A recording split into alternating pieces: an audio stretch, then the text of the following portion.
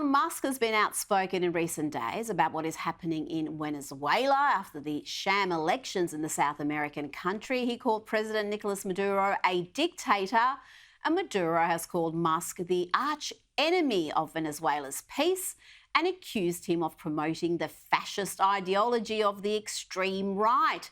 There is a mass uprising happening there right now.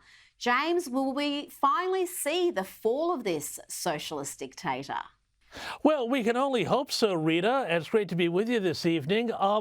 Nicolas Maduro is part of this whole Chavez-style government there, which is, socialist or communist, basically. Incredibly brutal, incredibly repressive. They've taken one of the richest countries in the world and run it absolutely into the ground. And now they held this sham election. And hey, guess what? It's finally okay to question election results again. They've held this sham election. Even the New York Times said it was a sham. That said, oh, no, Maduro got all these late votes and he's fine and he's in. But, we've seen incredible scenes of some police taking off their uniforms because they didn't want to fire on their own people. We've seen others of real terrible repression. Maduro has to go. The question is how much pressure is the United States going to exert on this? Because right now Biden's been relying on Venezuela for cheap oil to keep prices down at the pump with an election coming up. Good point. Good point. And you might be interested to know that according to the New York Times, Venezuela's been destroyed not by socialism, but what they call brutal capitalism. So this is some of the reporting we are seeing in the US. Now, let's talk about the state of Massachusetts. The Senate of that state has passed a bill erasing the concept of mothers and fathers from birth certificates, replacing them instead with person who gave birth and other parent. That's nice. The advocates for this plan argue this promotes legal parentage equality. The bill will soon be finalised and sent to the governor for approval, James.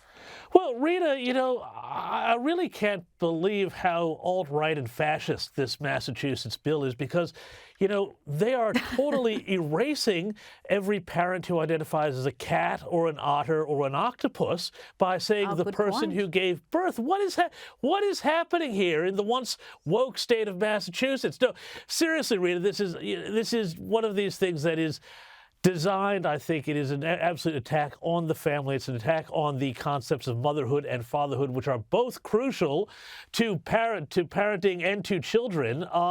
And it's like, we're trying to shrink the number of things that we're allowed to say. It's something straight out of George Orwell. This is exactly what the Newspeak was in 1984 that he warned against. But of course, these people think 1984 was an instruction manual. And they're following it very closely indeed. Yes. You are so right about that. Let's talk about Kamala, because this is also Orwellian. We're being told she's this great, moderate, safe pair of hands, popular, visionary leader. But here she is in 2019, not that long ago, talking about wanting illegal immigrants to be put on the path to citizenship. It seems like she thinks that's the solution to the illegal immigration crisis. The idea that we would have a president of the United States that vilifies immigrants, that wants to build what I call his vanity project, a multi-billion-dollar wall, which, by the way, will never get built, is un-American. Deal with the problem. We have 11 million people here who need a pathway to citizenship. Be a leader on that, but we're not going to get that out of this president.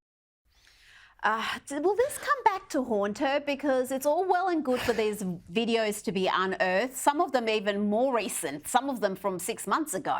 But if the media isn't going to highlight it, if they're going to run these bogus fact checks saying, no, this isn't her position, she's now pro-fracking, she's pro-safe borders, she's pro-economic prosperity, how are the American people going to make a decision that's based on facts? Yeah, well, I mean, we know that Kamala Harris has a long record of hard left progressive ideology. We also know that, frankly, she's not all that bright. So we don't actually know how much she actually thought through this, whether it's just she went with sort of the vibe of the time and what the Democrats were saying. Either way, at the moment, though, as long as the media isn't giving her the scrutiny for this and so many other things, including they should give illegal immigrants health care. She was Attorney General in California when they decided to give illegal immigrants driver's licenses, which is absolutely insane to me. I don't know how that works.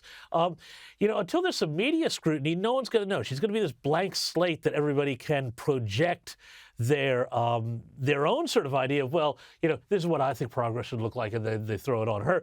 But it's also up to Donald Trump, I think, to really start to refocus his attacks, because he had all of the attacks on Joe Biden, Sleepy Joe, all of that's out the window. He's gone. And now he's got to start really focusing hard on Kamala Harris, the border, the economy, crime, these things, because right now, at the moment, the left is kind of getting to define the terms of what people are talking about. That's dangerous for him. And I think they've got to get away from focusing so much on whether she's Indian, whether she's black, all those sorts of games, and actually get to the issues of substance. And what matters is her track record, and it's shocking. And yeah. There's so much material for them to work with. They don't have to really try very hard to show the American people just how radically left she is. And they seem to be preoccupied by a few trivial things at the moment. Now, this isn't trivial. Fox News has obtained more footage from the Trump near assassination from one of the supporters there who was shot. It clearly shows the shooter moving about on the roof minutes before he opened fire. James, we know the director of the Secret Service, Kim Cheadle, has stepped down in disgrace, but that's not enough. That can't be the end of this matter. The media and the Democrats want to memory hold this attempted assassination, but there needs to be some accountability for the failures on that day. I mean, when you look at that footage, it is beyond belief that he was allowed to take those shots and kill a man and also almost kill President Trump. And it's just amazing how you think that we were maybe a half an inch away from American history being a very different thing right now, and America being a very different place right now, because, we watched it, Rita. We saw it happen that Sunday morning here in Australia. It's just shocking. And I also don't think that just mere resignations are enough here, because there needs to be a really full, deep inquiry. That vision is just unreal. How is it that the Secret Service let the president, the former president, the possible future president up on that stage when they knew that there was somebody running around with a rangefinder, possibly a gun, and they let him out on that stage? How is that even possible? And then to see that vision where, we know from other shots that there were snipers on the roof behind Trump. They didn't see this figure running around on the roof across the way. I mean, it's not just about getting Kim Cheadle to resign. It's not just about Mayorkas even resigning or anybody like that. This is about finding out the real dereliction of duty that happened here and why. And we know the Trump campaign wanted extra resources. They were denied that.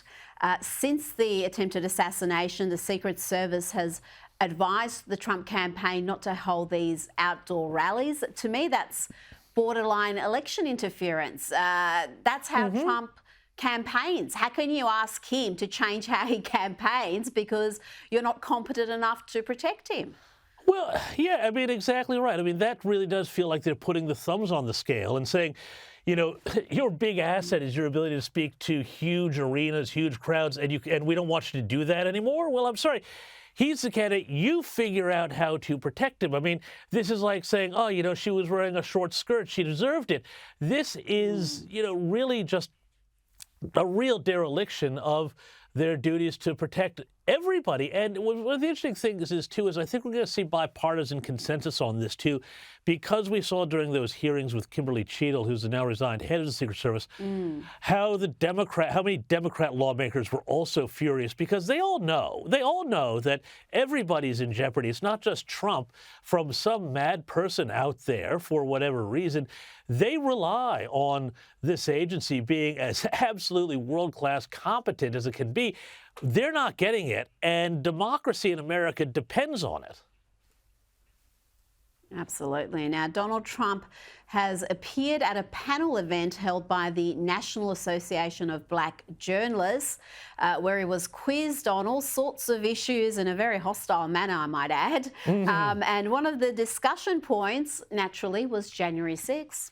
Were the people who assaulted those 140 officers, including those I just mentioned, patriots who deserve pardons?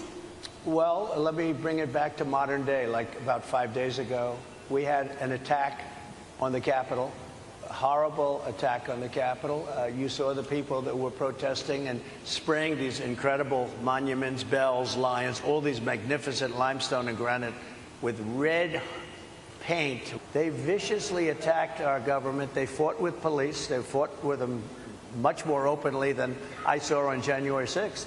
What's going to happen to those people? What's going to happen to the people in Portland that destroyed that city? But, sir, my question is on those. What's going to happen to the people that tried to bring... My question is on those rioters who assaulted officers. You have to would you pardon what's those going to people? happen? Oh, absolutely, I would. You would pardon those? If they're innocent, I would pardon them. James, that answer is going to outrage the Trump haters, but it's precisely what Republicans want to hear. Are you surprised that he showed up to this event in Chicago? He would have known he wasn't going to get an easy go there. Yeah, but you know what's really interesting is, who didn't show up there, Rita? That was Kamala Harris. Kamala Harris has been in absolute witness protection, or I should say witless protection, really, given who we're talking about here. And I think that good on Donald Trump. Whatever you think of his answers, and he said some fairly contentious things. I think he said some deliberately provocative things, which are going to play out in some interesting ways over the next few days and weeks. But, he has never shied away from sitting down with hostile journos, hostile press. Kamala Harris, though, the press is going to have a lot of questions to ask her. They should. Otherwise, we're going to see another situation like where it was with Joe Biden for the first years of his administration, when basically, the press gave him cover. They were treated like garbage by the Biden White House, fed absolute, scraps and so on, and told to, go write that essentially, but don't, ask anything with scrutiny, because again, it's like this thing, well, we don't want to, help Donald Trump out, so we're going to be really easy on the Democrat. I fear that's the pattern that we're falling into again, Rita. That's right, and Kamala is going to make an appearance, but it'll be via Zoom, which Trump wasn't allowed to do, so he was upset about that as well. James Morrow, thank you for your time this evening. I'll see you Sunday morning for Outsiders. See you Sunday, Rita.